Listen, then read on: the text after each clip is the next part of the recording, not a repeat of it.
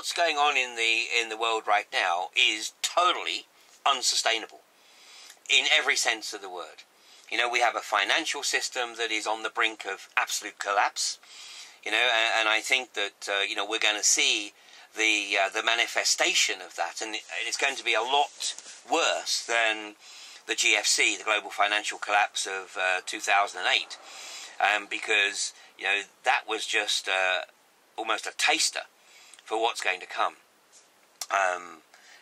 So we have the issue with the financial collapse. We have a situation where, you know, a significant chunk of the world food is now not natural, you know, through GMO. We've got the destruction of the natural reproduction process of food, and, you know, sterile seeds being produced by the likes of Monsanto, where farmers are reliant on the corporations for the next season's seeds. We've got natural medicines under attack. This is all part of the Codex Alimentarius agenda, where we've got the big pharma literally trying to shut down all natural health care because they don't want people being healthy. I mean, the pharmaceutical industry relies on sickness. There's no money in health, but there's a lot of money in sickness. I mean, there was an article in the British media yesterday that stated that, you know, over 50% of women in this country are taking a course of medication prescribed by their doctor. And it was only slightly less for men. It was 43% for men. This is absurd. I mean, if most of our community would not go near a doctor, an allopathic doctor, or if you did, you go to the doctor for the diagnosis, and then you do your own research to determine whether or not, you know, you wanted to take the allopathic medicines or whether there's an alternative. And if there was an alternative that worked, you would, or you thought might work, you would try that before you try the allopathic, the pharmaceuticals. So, you know, we're under attack on so many levels right now. You know, we've got the RF, the radio frequencies, the you know, Wi-Fi bombarding us, smart meters bombarding us, and, you know, as is always the case, it's the vulnerable, you know, the pregnant women, the young children, the elderly. It's always these people who suffer, you know, first. So there's no question, you know, we're under enormous attack. But, you know, and each individual's got to find a way to deal with that. And maybe, you know, they want to pick up on one of those issues and challenge them, because, you know, we can't all challenge every issue. We'd be too diluted, but there is enough of us to pick up on, you know, the full spectrum.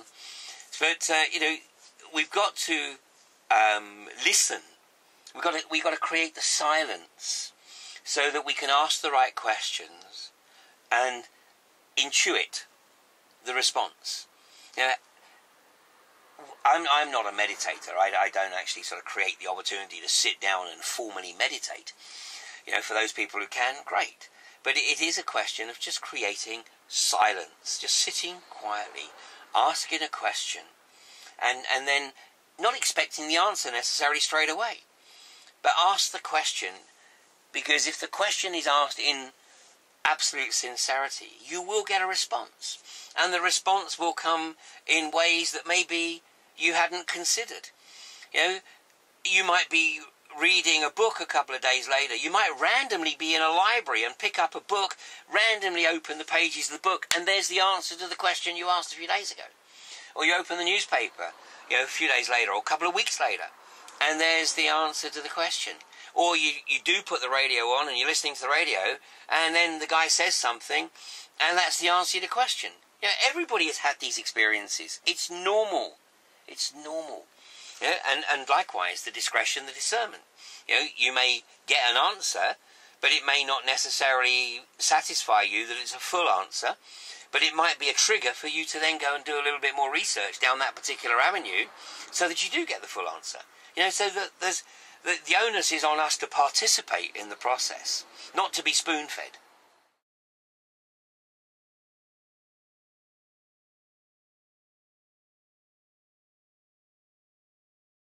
There are many documents that the establishment doesn't necessarily want everybody to read, but they are out there, they are available.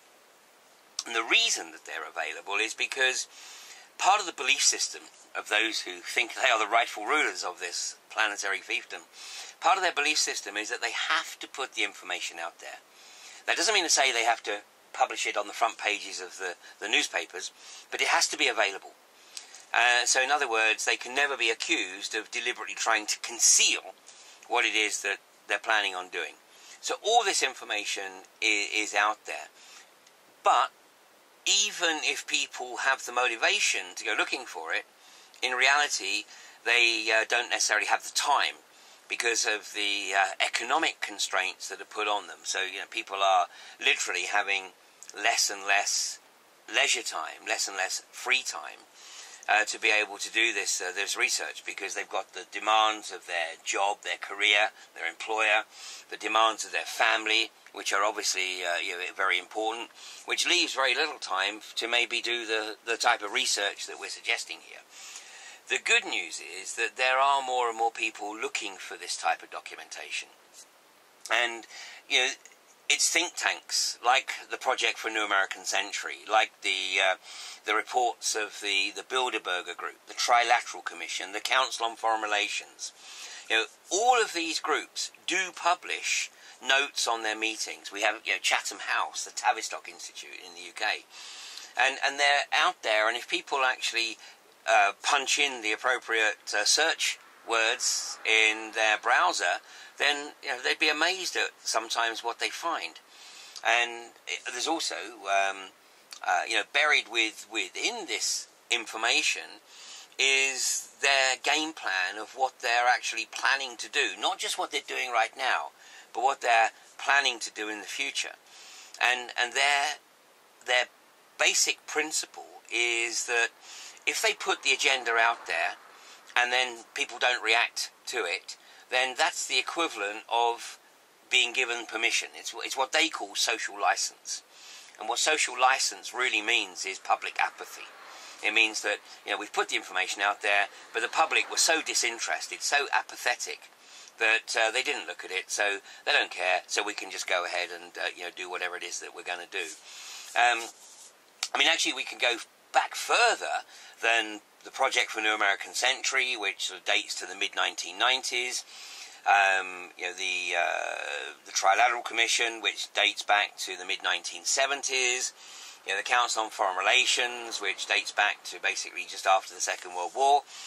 But there's one document that I would actually encourage people to take a look at that predates any of these, but is actually very, very pertinent to everything that's unfolding right now. And this is a document that's called Technocracy, Inc. And it was produced by two guys, Howard Scott, who was the lead player, and a guy who was one of his students, or certainly one of his acolytes, a guy called Marion King Hubbard. Now, very few people will have heard of Howard Scott, but a lot more people will have heard of Marion King Hubbard, because Marion King Hubbard is the guy who in 1957 put forward the whole hypothesis of peak oil.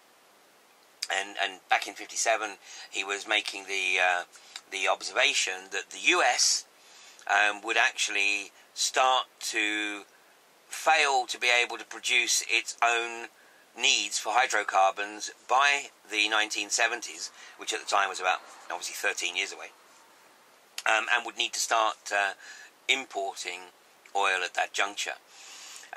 So that's what people will know Marion King Hubbard for. What they won't know him for is the fact that he was one of the two authors of Technocracy, Inc. Now, the whole ethos of Technocracy, Inc. is about the total control of society in every way, shape or form. So in other words, every single transaction, and the word transaction means any action, basically. Anything that an individual does is to be recorded. And the document was very, very advanced in terms of the technology that was available at the time. But anybody reading Technocracy, Inc. now would see that basically the technology to do what was being proposed 80-odd years ago is now available. So what is unfolding is a total control agenda. where every transaction is monitored. And of course, people can see this for themselves. You know, the fact that our phones, the logs of phone calls, the logs of what you access on the internet, what you purchase, particularly when you use a debit card or a credit card, linked with the surveillance cameras in the street. You know, when all this information is fed back to a central database, then the artificial intelligence can start to build up a profile of a particular individual. And it goes beyond this, because with smart meters, you know, we're now looking at a situation where the smart meter literally tracks every transaction in the house. So the smart meter will monitor when you open the fridge door. In the future, it will monitor what you take out of the fridge. How much, if you take out milk, how much milk you use. How often you go to the fridge. If there's a pattern to when you go to the fridge. And I mean, you think, why would anybody want this information? Well, it's not a question of why would anybody want it. It's a question of them literally being able to track every single movement so that they get to the point where they can actually not only predict how a person's going to behave, but also to obviously control and influence how a person's going to behave. And they're doing that already.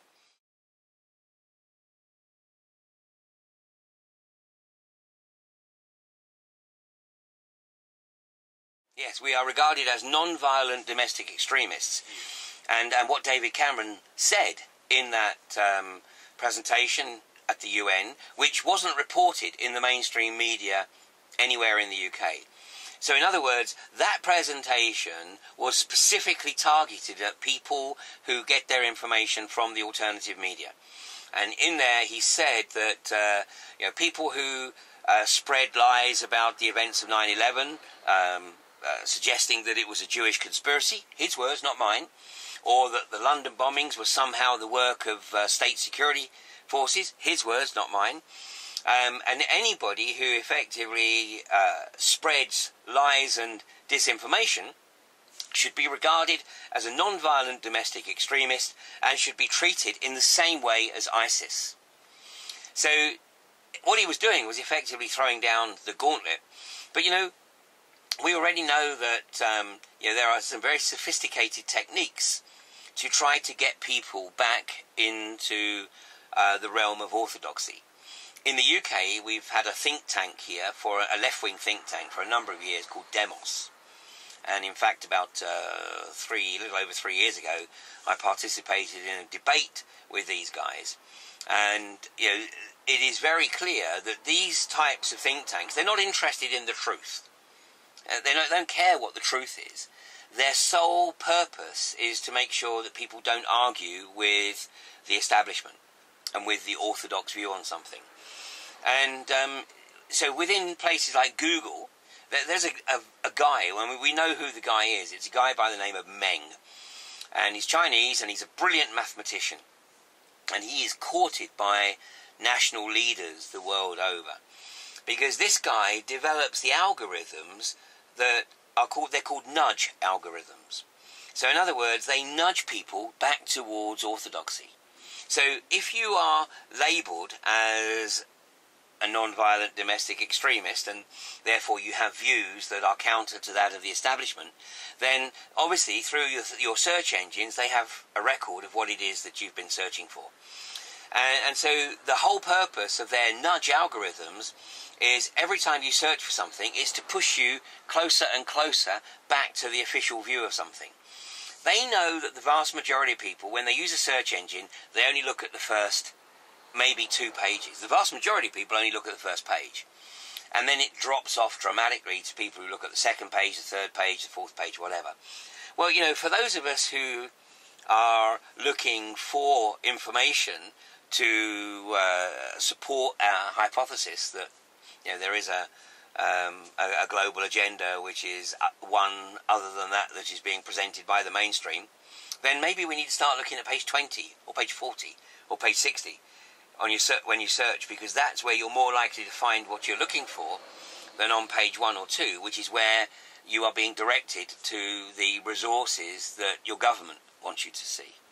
So, yeah, I mean, we are in a very, very interesting time right now. I mean, it is an absolute challenge, to humanity to either literally drift into the mainframe or to effectively regain or tap into the full capacity of humanity. Because the agenda is to effectively completely neuter the capacity for independent thought and to effectively create state drones